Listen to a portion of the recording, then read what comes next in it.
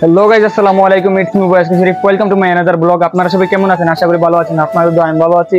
তো গাইস, আজকের ভিডিওটা কি নিয়ে হবে টাইটেল থেকে বুঝতেই পারছেন। আমার শখের বাইকটা নষ্ট হয়ে গেছে। তো কি কি পার্ট নষ্ট হয়েছে এবং কি কি পার্ট ইনস্টল করব আপনারা দেখতে থাকবেন। আর এটা হচ্ছে আমার দোকান, আমাকে এখানে এসে পাবেন। এটা হচ্ছে দোকানের সাইনবোর্ড, শরীফ অটো ইঞ্জিনিয়ারিং ওয়ার্কশপ।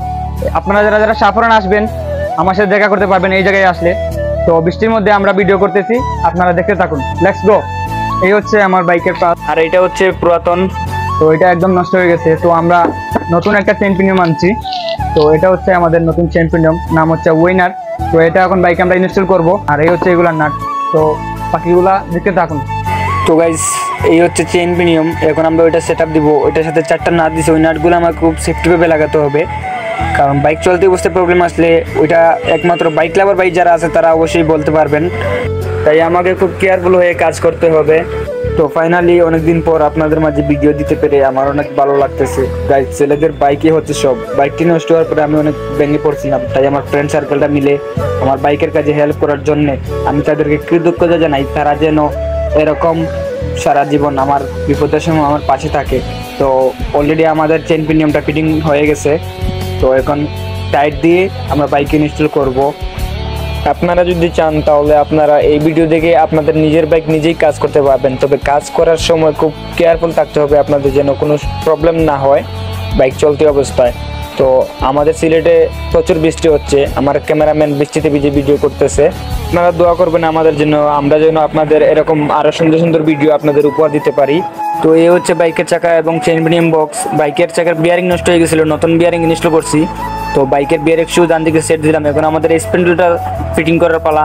তো আপনারা যারা নিজে কাজ করবেন তারা অবশ্যই একটা জিনিস মাথায় রাখবেন, স্প্যান্ডেলের ঠেট যেন না ওঠে, না হলে আপনাদের নতুন আনতে হবে স্প্যান্ডেল।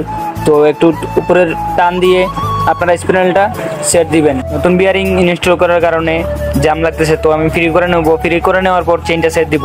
চেইন সেট দেওয়ার সময় আপনারা অবশ্যই একটা জিনিস মাথায় রাখবেন, যেন চেইন পিনিয়মে আপনাদের হাত না লাগে। হাত লেগে গেলেই কেটে যাবে। তাই আমি বলবো আপনারা খুব কেয়ারফুলি কাজ করবেন। তো অলরেডি আমার বাইকের চাকা ফিটিং হয়ে গেছে। এখন বাইকের চাকা চেক দিব ফিরে আসছে কিনা এবং টাল আছে কিনা। আপনারা শেয়ার দেওয়ার সময় অবশ্যই চেক করে নেবেন ফিরে আসছে কিনা। তো আমার বাইকের চাকা অলরেডি ফ্রি হয়ে গেছে। তো এখন আমাদের বাইকের চাকার নাট টাইট দেওয়ার পালা। চলুন। এই হচ্ছে স্প্যান্ডেলের নাট। তো আমার যতটুকু প্রয়োজন টাইট দিব, আপনাদের যে প্রয়োজন মতো টাইট দিয়ে নেবেন। আর এটা হচ্ছে ব্রেক ডাল। ব্রেক ডালটা ব্রেক বক্সের ডালের ভিতরে সেট করে তারপর স্প্রিং দিয়ে আপনারা যতটুকু প্রয়োজন টাইট দিবেন। তো আমার প্রয়োজন মতো আমি আমার টাইট দিয়ে নিলাম। ওভার টাইট দিলে ব্রেক বক্স গরম হয়ে যাওয়ার সম্ভাবনা থাকে, দুর্ঘটনা ঘটার সম্ভাবনা থাকবে। তাই আমি রিস্ক নিব না। তো আমাদের ব্রেকের কাজ শেষ। এখন আমরা চেনটা নিয়ে আমাদের চাকার কাজ কমপ্লিট করে ফেলবো।